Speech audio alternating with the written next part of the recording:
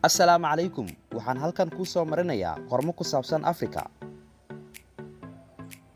Markii aad maqasho Afrika, waxaa durbaba kugu soo dhacaya faqriga iyo gaajada baahsan ee ka jirta Afrika.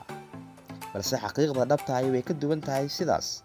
Waxaana halkan kugu hayaa qormo kooban oo aad kaga bogi karto waxyaabaha ku saabsan Afrika.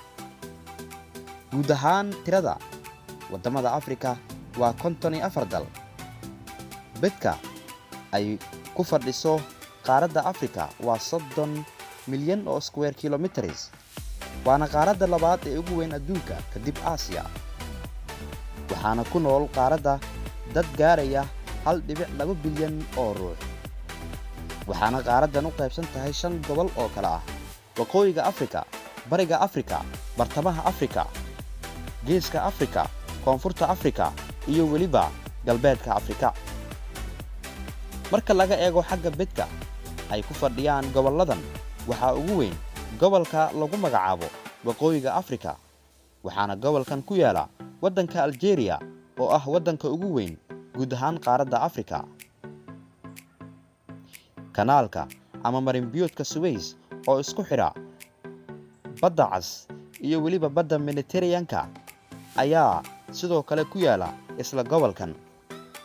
Xagga luuqadda, waxaa guud ahaan qaaradda Afrika loogu hadlaa 2,000 oo luuqadood.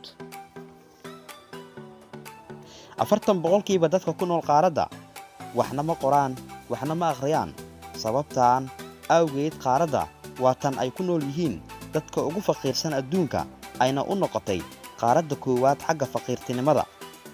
Dhanka kale, cimilada waxa ay noqonaysaa amaba ay tahay qaaradda ugu kulul adduunka.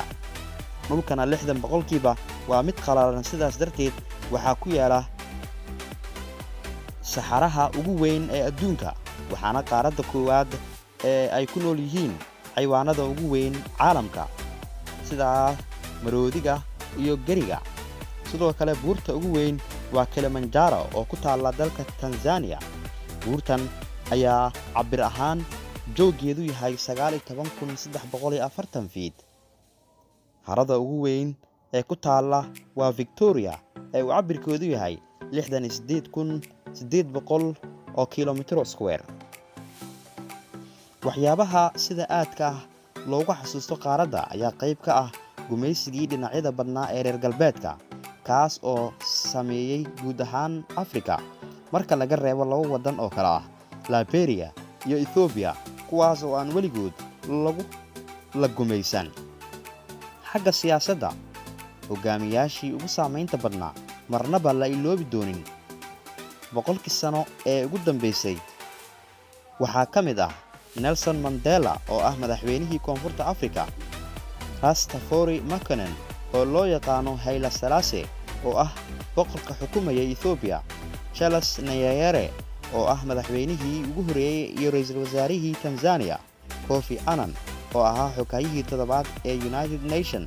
Waxaana ugu dambeyntii Afrika lagu martigeliyay koobkii adduunka sanadkii 2010. Intaas waxaa ku eg qormadii ku saabsanayd qaaradda Afrika.